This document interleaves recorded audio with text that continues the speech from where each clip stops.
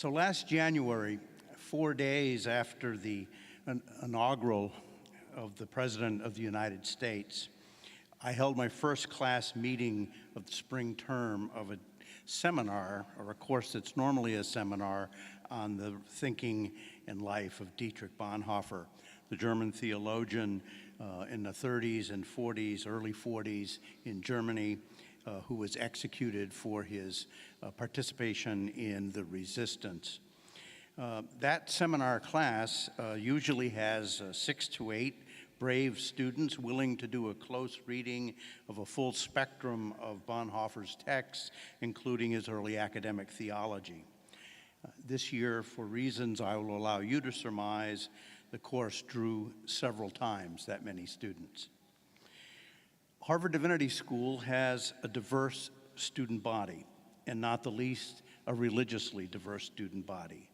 And in this class, this spring, there were mainline Christians, evangelical Christians, Roman Catholics, Orthodox Christians, Unitarian Universalists, nuns, Jews, Hindus, Muslims, and even a Buddhist monk from Asia.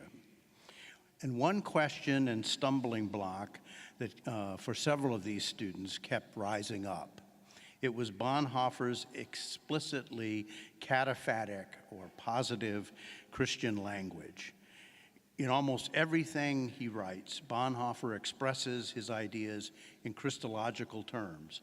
For him, Christ is the center of our existence and of history. And many students asked, Bonhoeffer's Christianity sounds so exclusive of other faiths. Can I learn anything useful from him?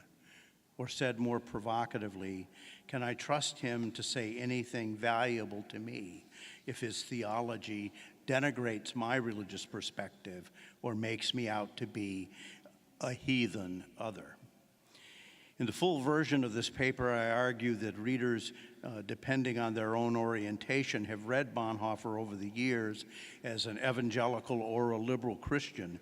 And my point here is not to take sides in that argument about whether he was one or the other. For different reasons, both sides have claimed him, but Bonhoeffer actually fits very uneasily, that is to say, not at all well in either camp. And the reasons for that are manifold, but a few stand out. Theologically, Bonhoeffer was deeply Lutheran. His human fallenness was fundamental to his theology. Like Luther, Bonhoeffer was insistently suspicious of the human self. In the winter semester of 1932-33, he lectured on the first chapters of Genesis. And in the lectures later published as Creation and Fall, Bonhoeffer argued that the serpent sowed a seed of doubt about God in Adam and Eve's minds. The serpent seduced them to believe that they were or could be like God. To borrow Luther's phrase, Bonhoeffer sees that as the moment when the human heart inescapably became curved in on itself.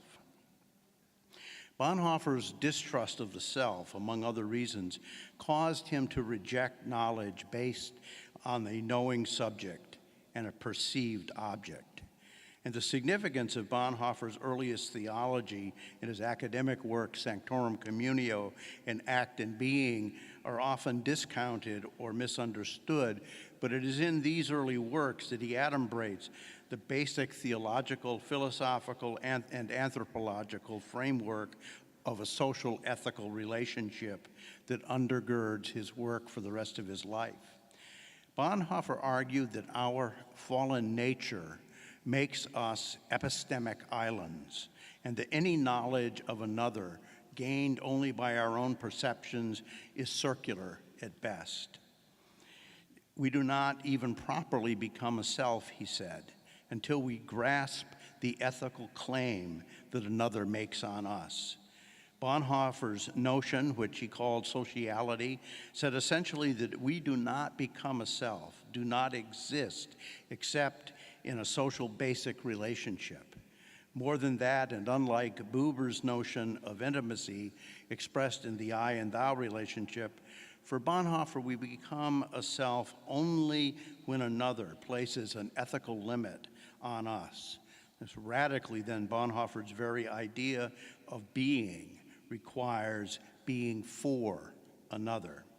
And this idea he never leaves this idea behind. When in 1932, he preaches on John 8:32, the truth will make you free, Bonhoeffer avers the truth will make you free not for yourself, but from yourself.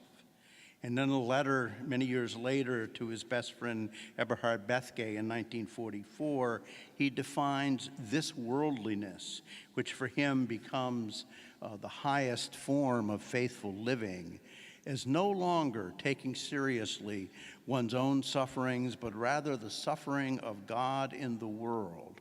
That is, taking seriously the suffering of others who he sees as God in the world.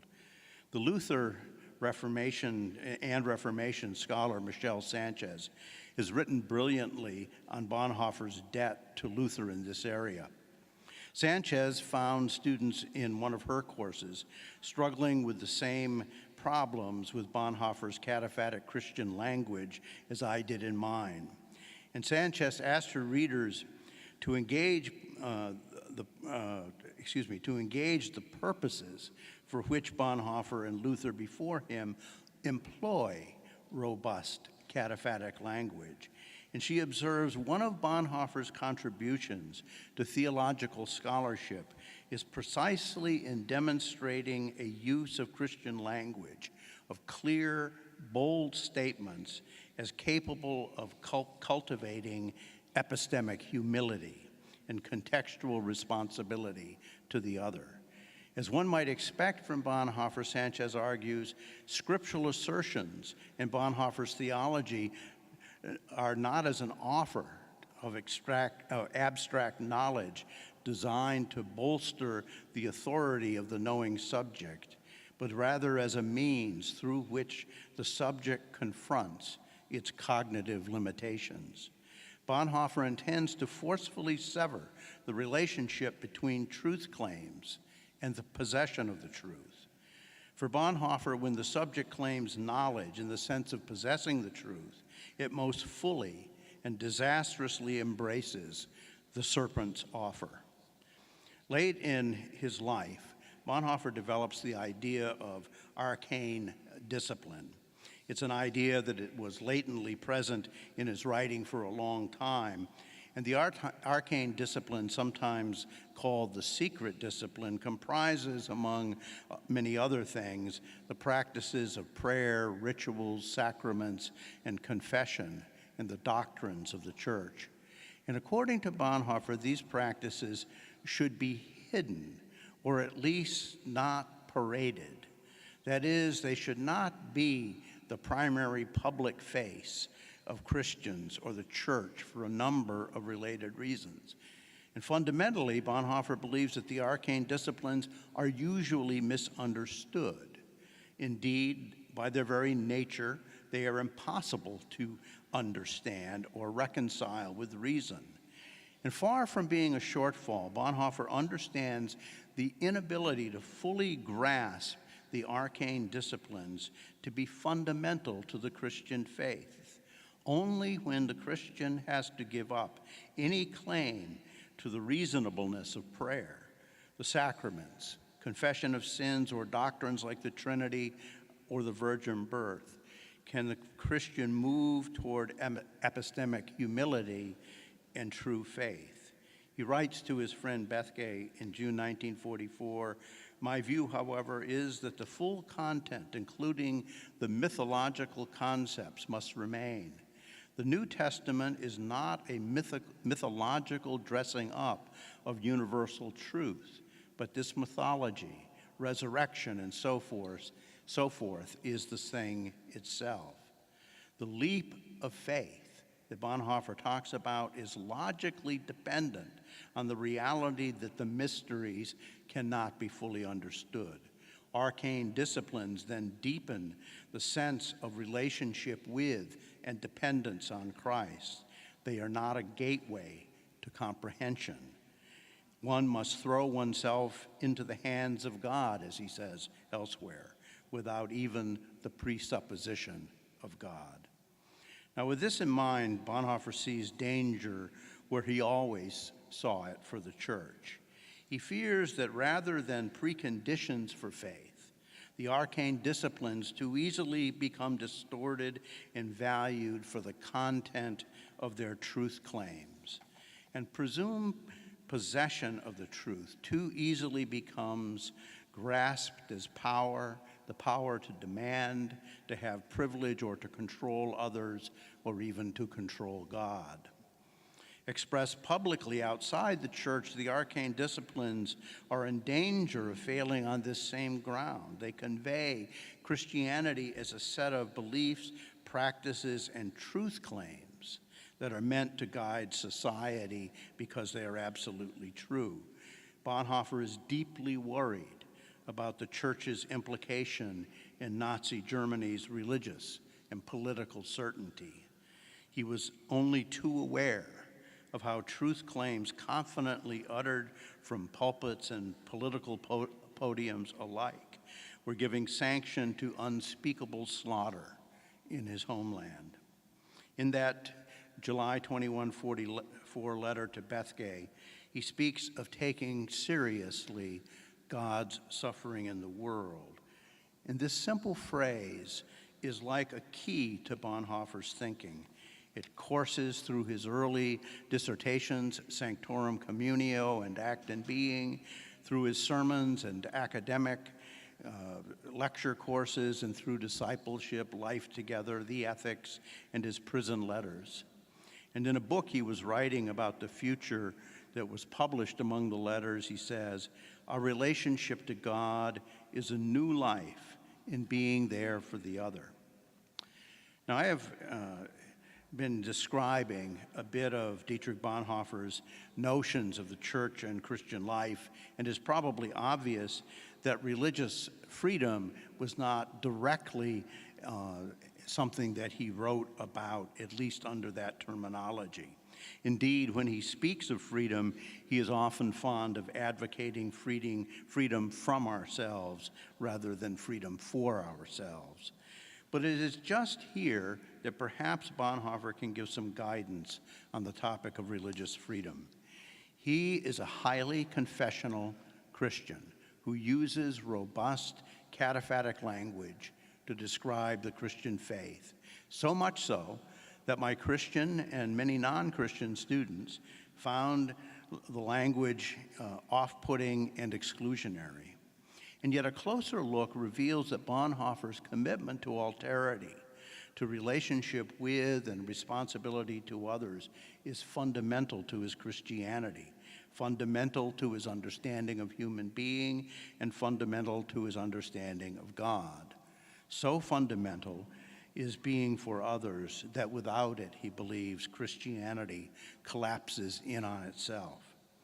Now, in the current context in the United States, religious freedom has come to mean for some, at least in part, the freedom to exclude others. It's worth noting that religious freedom understood in this way depends on the perceived ability to judge others against clear and certain religious truth held to be, one holds to be in the full possession of, and is in the comprehension of them and of the righteous. It is worth noting that not a few of Bonhoeffer's contemporaries thought along these very same lines. And yet it is fair to say that many who hold exclusionary religious views are trying to protect Christianity that they see to be under siege in an increasingly profane culture.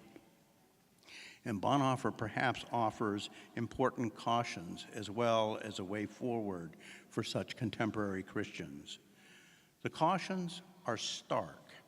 Believe that one understands and possesses the absolute truth of God is simply to take the serpent's bait, to put oneself in the center rather than God or Christ, and thereby remain alienated from God.